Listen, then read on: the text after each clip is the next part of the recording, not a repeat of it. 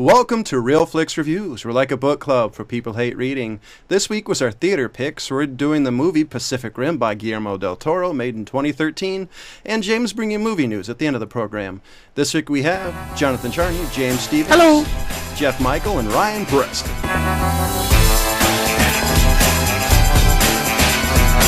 Welcome to Real Flix Reviews. Before we start off today's shows, I want to let you guys know that we do have a Facebook page, so if you're curious, if you want us to watch any particular movies, let us know. Drop us a line. It's facebook.com/realflixreviews. And James, what's this movie about? Between humankind and monstrous sea creatures wages on, a former pilot and a trainee are paired up to drive a seemingly obsolete special weapon in a desperate effort to save the world from the apocalypse.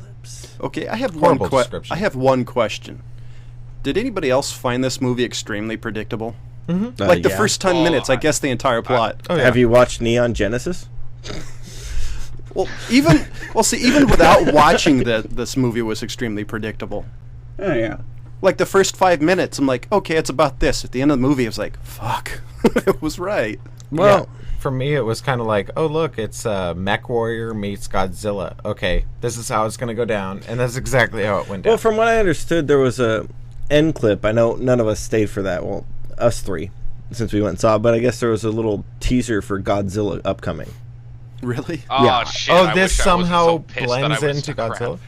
Yeah, that's what I heard. Somebody was saying, oh, did you watch stay till the end for the teaser? And I'm like, no. And he said, well, supposedly from what he understood, because he hadn't seen it, but he just heard the rumors, is that at the end of the movie, there's a lead-on to Godzilla at the end. So is this going to be Mecha Godzilla? I don't know. It's kind of interesting that they did that, and I actually kind of wish I had stayed to see what it actually was. Maybe you could find online. I don't know, but... They need to tell you ahead of time. Fucking stay after credits. Yeah. I mean, well, we went and I watched, what was it, one of the Pirates, and there was some custodian or whatever you want to call those guys at the end. He's like, stay for the end, don't miss anything, you're going to miss something. And it was literally like 3 seconds. I was like, really? I waited like 10 minutes of credits. You know what, though? I appreciate that guy's right? I do too, mindset but on that, though. I do, and I thought that was kind of cool that he was warning everybody, but when you got to it, it was such a letdown. It's cool he told you. Yeah. So I think they need more people like that who work at a movie theater who are like, oh, Stick wait. around. Yeah, don't miss this. That or we just need to be more patient. Yeah. I mean, as a society, but whatever. Yeah. I have to say, though, there's one... I definitely wasn't disappointed by the movie, far as this has the typical... I'm going to get crap for this, but the color palette of Guillermo del Toro. Yeah, I agree. The color palette was right for a del Toro movie, but, I can't say I was enthralled by this movie. It was...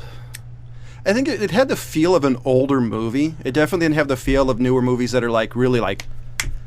Well, I know there was one thing online that said, oh, the Pacific Rim is going to be this new generation's Star Wars, and I completely disagree with that. Yeah. Oh, wow. I want to find the person who said that. Right. Yeah. That's I don't remember where I found that, but I remember seeing there was some poster that somebody had made and said that, and I was like, I kind of want to see it over that, but then watching it. You know what? I'll tell you what, though. It does give me a lot more faith in what Star Wars is going to be able to do when it comes out. Yeah. Because, look, the one thing I will say about this movie, I'm going to say a few things about it, but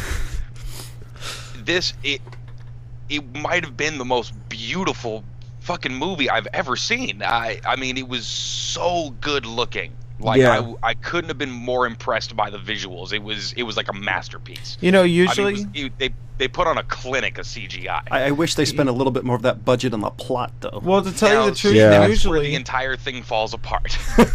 Usually I can't stand. The movie, everything that's supposed to hold it together was just complete dog shit.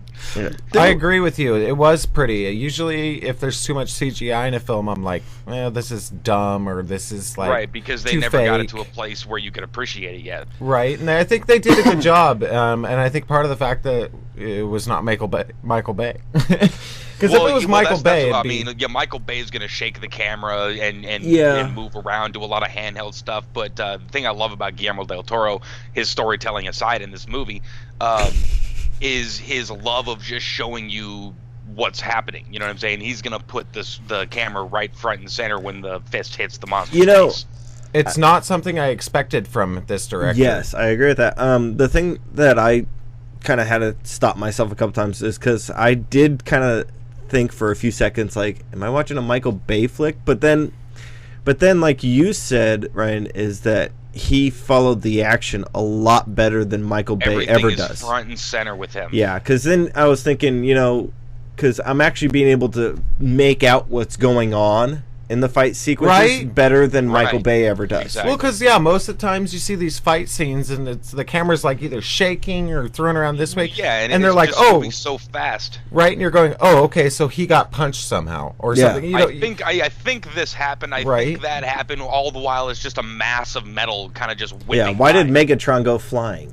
The one thing I noticed about the CG in this thing, that it wasn't always front and center. Like, it was in the middle of the frame, but there were other things you could look at that really, I think, hid the fact a little bit, to the fact it was CG.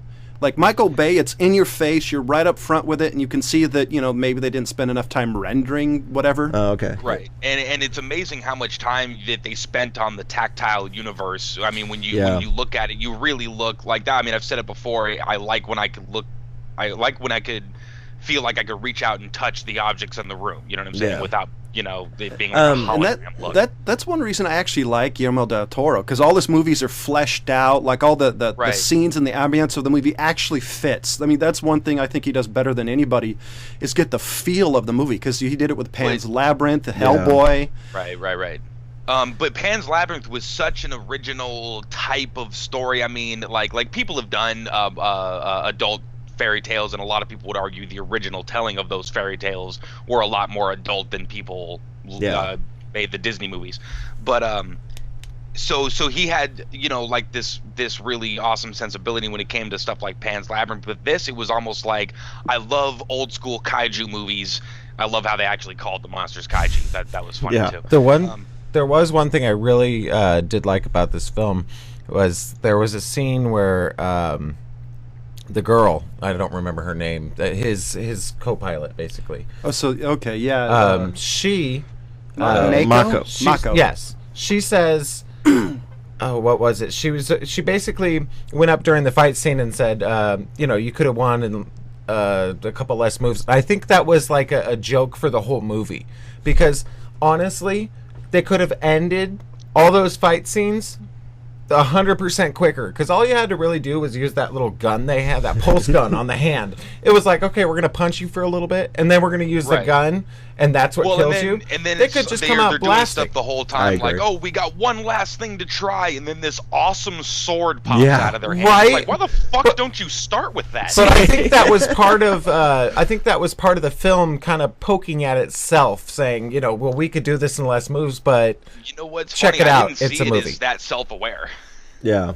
That was the one thing I was like, it's like, okay, why didn't, like Ryan said, why don't you use the sword the first thing, pop it out? I mean, it's like, all of a sudden, it's like a fatality, Yeah.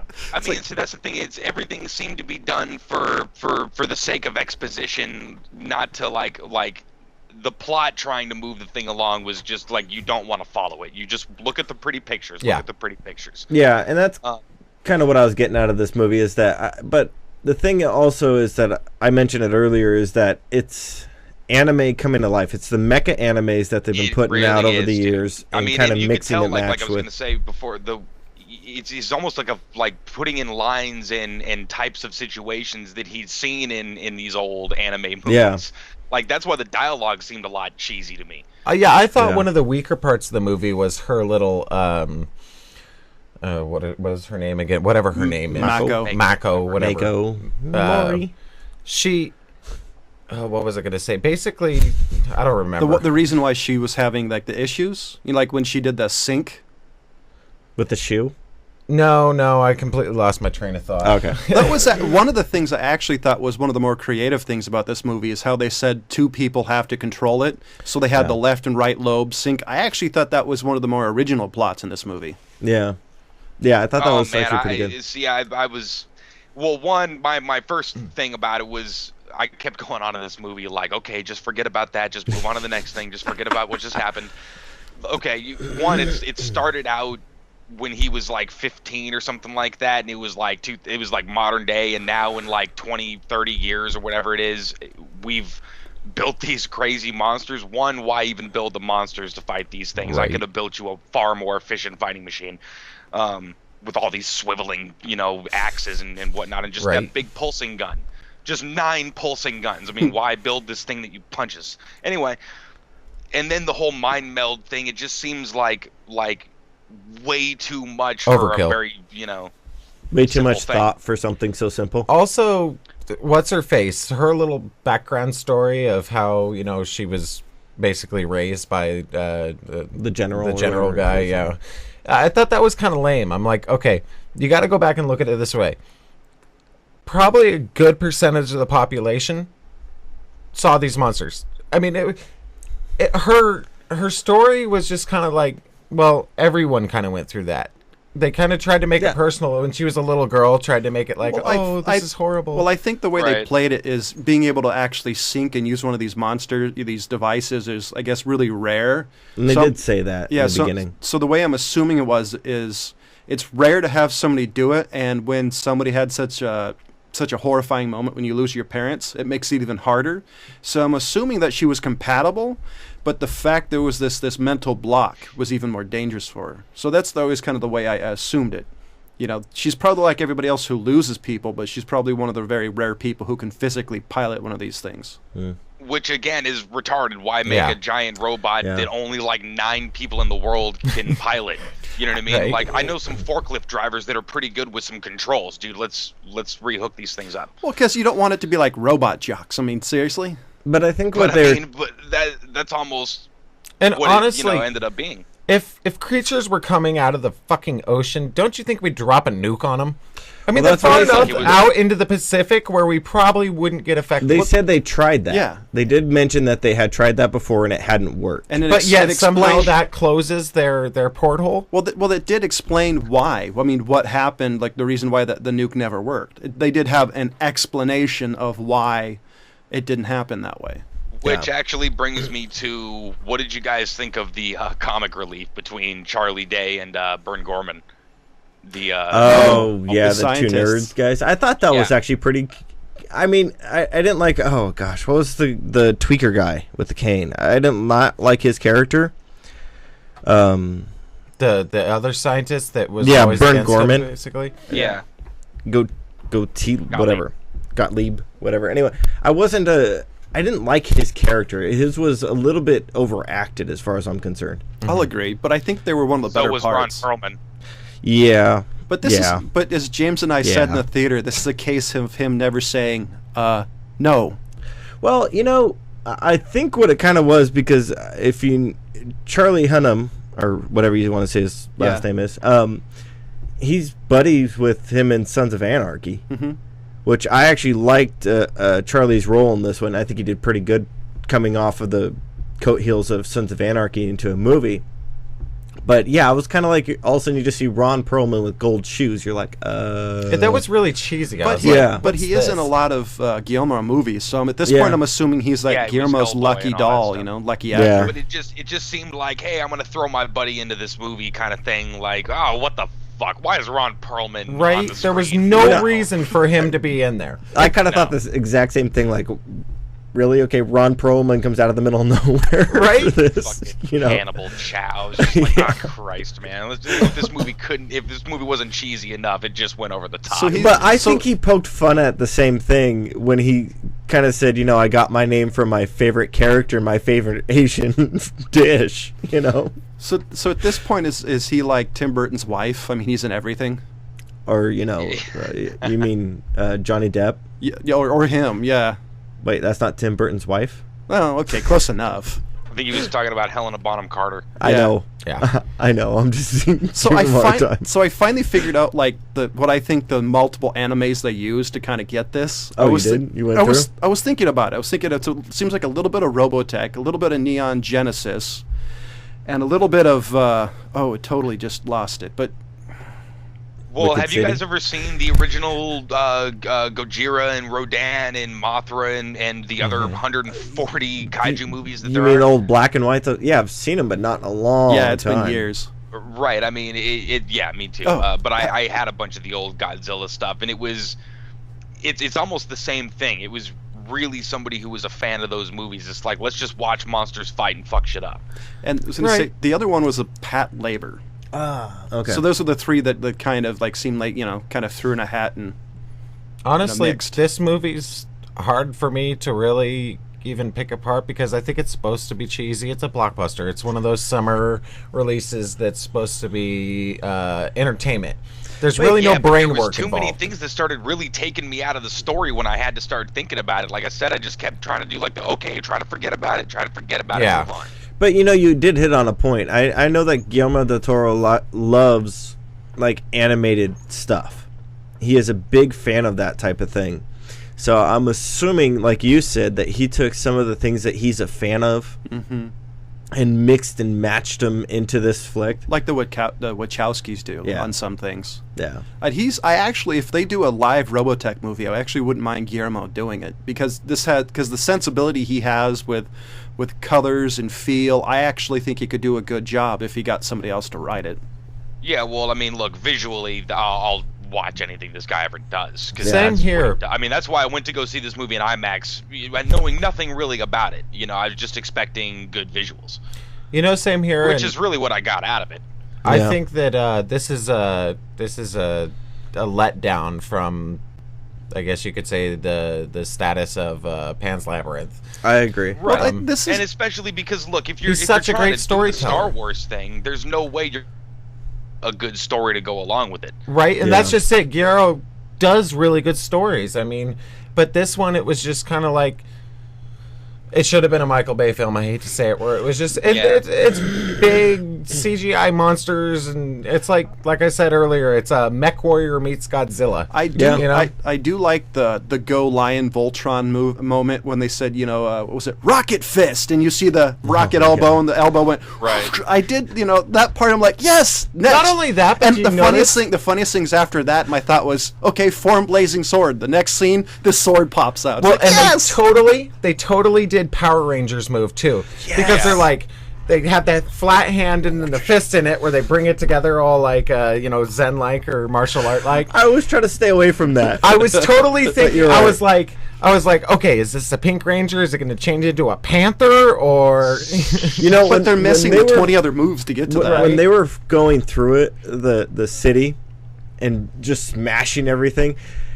I didn't watch much of Power Rangers, but that totally made me think of Power Rangers. And I was trying not to go there, but you went there, so the can's open. So here's a legit question. If Power Rangers had a budget, this is what it would look like. Right, exactly. Here's my question. They've already said this movie's not going to do well in America. It hasn't done well. No. The other thing is, do you think this will do better worldwide? Because Japan will love this. Because In the Guillermo's Asians? already In thinking the- about doing a second one. He already has plans. In the Asian countries, this is something that they've always done. That's why the Godzillas, the Mothras, all those things did not do as great as they wanted in the States.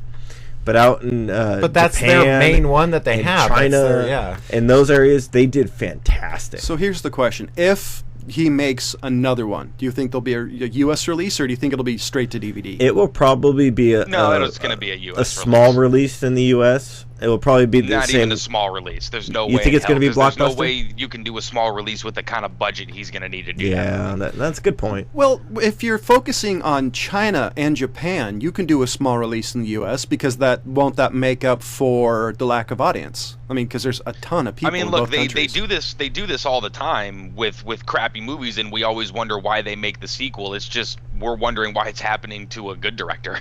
Well, you see, I hope they don't do what they did with like the girl with the dragon tattoo. Oh, yeah. And Let the Right One In, Old Boy, things like that, where they did one for the Asian countries, Right. and then they re-released it out here with the dumbed down version. I basically. think you're great. I agree with you 1,000%. I think when you brought up Old Boy, great film. The original foreign film, great film. Yeah. Now they're going to have it with Samuel L. Jackson, and the same other one. There was another movie that was done a while ago called Funny Games. Oh, absolutely, really great. I liked it. It was kind of screwed up, but it was a good movie. But then they had the American release of it. And I'm like, really? No, stick with the original. Exactly. So do you want to hear? So opening weekend, a couple of weeks ago, this movie did 38.3 million. That's it. The third installment of The Hangover did 41.6. Holy cow, dude! It's still only at like 84, 85 million. That actually, I mean, it's been out for like 3 weeks or a couple of weeks at least. That sucks. That really sucks. Yeah, it's This been week 3. three? Yeah, This 3 or week 4, I think, okay. at this 3 point. weeks, dude, and it's at 84 million. wow. Come on, I thought you said 34. You did, but 80. No, it's opening weekend. It was Yeah. 38.3. Opening weekend, yeah, it Oh, only okay. did 30. Yeah. See, that's what I was figuring. I figured it would have done 70, 80 million first weekend because everybody wanted to go see it. But apparently, I was wrong. Right, Well, it's a here's- summer blockbuster. Well, here's my theory, and I think it's because sci-fi isn't as popular as it once was. If you take a look at like Prometheus, where they bastardized something that could have been, the holy grail of sci-fi in the 21st century. Well, I mean, do you think that the superhero movies are sort of sucking all the glory from these kind of fringe sci-fi movies? I Yeah. do. I also, 'Cause, I mean, the market's kind of saturated at the moment Right. with Yeah. these sort of out of this world type of movies. I also think that this has great potential to be a cult classic. I don't know. I don't yeah, know. I could see that, but Well, I mean, if you take a look at Empire Records, Robot Jock, there are movies that are worse than this that are cult classics. the other one, the Yeah, really but I bad mean, one. Empire Records, that's a movie that relies on its story and you know what I mean, that kind of stuff. That's a This social one, it cult sort classic, Of yeah. It foregoes the story in sake of the visuals. That's the old sci-fi one. Oh gosh, Kevin Costner. Was it Kevin Costner? The Postman. Oh, no, he's talking about like Waterworld. No, I can't think of. It wasn't Kevin Costner. I can't think of the guy's name. Anyway, no. Anyways, I don't know. If this is a cult classic, I would be surprised. I mean, if it would basically be kind of swept under the rug. That's kind of what I see it happening with. Yeah, this I'm one. sorry. I don't see this becoming me a too. cult classic at all. I see it being swept under the rug. Because if Maybe that was the case, look at how many other the monster movies came out that should have been falling under the same lines. Well, they I all mean, flopped. They got Jack the Giant Slayer, and what I'm going to bring up is they've also with Jack the Giant Slayer they came out with another one that was kind of basically straight to DVD that was horrible. Yeah, that was like a knockoff Oh, kind of. yeah, what, Hansel and Gretel get Jack the baked Giant- or something? Yeah, Giant Killer or something yeah, like Giant that. Killer. So it was just very close in title, and they've even done the same thing with Pacific Rim. There's Atlantic Rim. That's Atlantic out. Rim. Oh, right? really? Yeah, that's out. So here's that's another one that's kind of trying to go along the same lines, but it's just Lower horrible. budget. Yeah. So here's my question: what was your favorite scene? The monster getting punched in the face. Right. No, I would actually say, it's kind of like when he actually ripped the tongue out of that one, when he reached in and the acid thing, and then he ripped the thing out. And then when Hannibal Chow got eaten by the baby. Actually, yeah. That part was funny because So, that part was funny because he's like, "Well, I knew it was going to happen because he run." Next thing Well, you know, he threw the knife into the Yeah, nose. that He's like, part "See, was it's hilarious. dead." Good stuff. And I'm like, it's gonna eat him. 'Cause oddly enough, one of my favorite scenes was towards the end when the colonel or general, whatever his name is, and the main character, they kind of talked how we're the only people ever to pilot one of these things single-handedly. I actually thought that was one of the parts that was cool that actually got the characters to see some sort of semblance of understanding. Because before they were always, head-to-head, which I thought was kind of cool. I don't know. Okay. I thought the mind meld thing was a little wacky. It was a little, I was missing Spock at that moment, And the stuff like with Ron Perlman getting eaten by the baby. Yeah. Like you said, like, oh, he's gonna get eaten. I mean, with Guillermo del Toro, I really thought we were kind of past that sort of predictability. You know what I mean? Like, oh, well, I guess we're waiting for this now. I mean, man, Honestly, I think he's just trying to come up to be like, hey, this is my blockbuster, I mean, I guess. Well, I but thought dude, that look, was Pan's Hellboy. Labyrinth, when he was talking to the captain was talking to the guy who was hunting the rabbits, and he just caved his face in with like a bottle. That was an amazing I did part. not see that coming. Amazing. At all. You know, I was sitting there like, holy shit! Well, the hell is it's- this I gotta happening? say, I do have to Right. say, I did see him killing them, Not like that, but though. not like that. But, So no, that and took just me that out kind of- this. I mean, but Wow. so in a world Yeah. where he's capable of that face, kind how of the face amazing just storytelling. Like, what the hell happened in this? Well, is this kind of his ode to traditional sci-fi? That's what I think it is, dude. It's almost a little too much of an ode to the Right. traditional sci-fi. I agree with you. So Yeah. here's my question, James. What do you give this movie? 2. 2? Yeah. I expect a lot more from him, to be honest. I did Fucking too. I was kind of. I want to give it more, but So what can't. about yourself, Jeff? I'm stuck between 2 or 3 because it was entertaining. I'll go with 2. It was entertaining, but it wasn't. It wasn't what you expected, Right? I expected a lot more coming from this director because he's actually a very brilliant, Amazing director. Yeah, I agree. seriously. Yeah, I agree. So Ryan? During the Oscars, for the visuals, give it all the awards. Give it all of them. All the visual awards.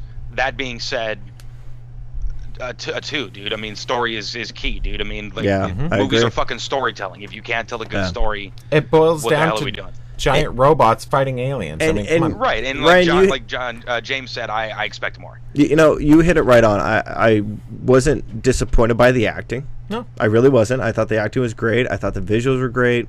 Yeah, like you was said, story entertaining. is key. It's just extremely predictable. I mean, the first Yeah. 5 minutes, I'm like, oh, this is going to happen. This is going to happen. Like even when his nose was bleeding, what did I lean over and tell you? He piloted by himself. Well, That's that- what's Right. that's what's affecting Well, he said him. he said it was the radiation, though. Yeah, but it was from the piloting Yeah. himself, and it overtook him. Yeah.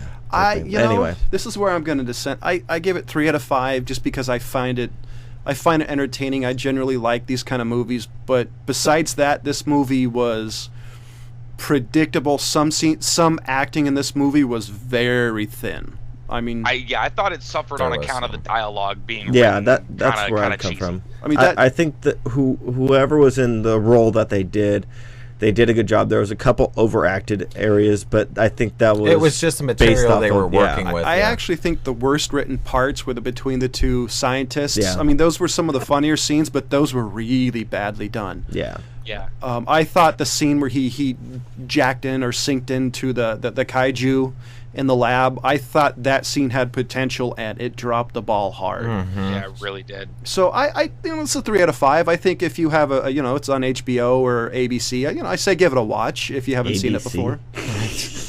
I mean, but look, I will say this, dude. I went and saw this movie freaking IMAX 3D. You know what I mean? Because Yeah. it's the kind of movie that I wanted to see. You thought it was going to be a new You know what, Jurassic though? Park. This is So one I of those spent- movies I you spent do. like $16 or whatever it was on the ticket. I didn't feel like I was ripped off, basically just No, yeah. because The visuals, of yeah. what was in front of my eyes. Like I felt like they brought me the visuals that I sort of had been hoping for. With I these agree. shots, They so. need to. This is one of those movies that, for the feel and everything, would be a great IMAX or some sort of theater. It's one of those loud, flashy. So this is Guillermo del visual Toro's spectacle. This It really is is, his, yeah. bombs, explosions, Michael Bay-esque. Look at all the 3G. It's you know. going to be funny when it's nominated for an Oscar for visuals and a Razzie. oh, in the same jeez, year. Yeah. See, I don't know about. I think Life of Pi would have beat that out. That was an absolutely beautiful film, visually. If you haven't seen it, Didn't Life of Pi already win awards? Yeah, I think it did. it did. Yeah. I wasn't sure it should. If it didn't, No, as a matter of fact, I think it won Best Director. Ang Lee got Best Director. Yeah. For Did that he? last oh, year. okay, cool. So the next portion of the show is we're going to go towards movie news, and it's James's turn this week. So, did you guys hear that Beverly Hills Cop No, was going to become a TV show?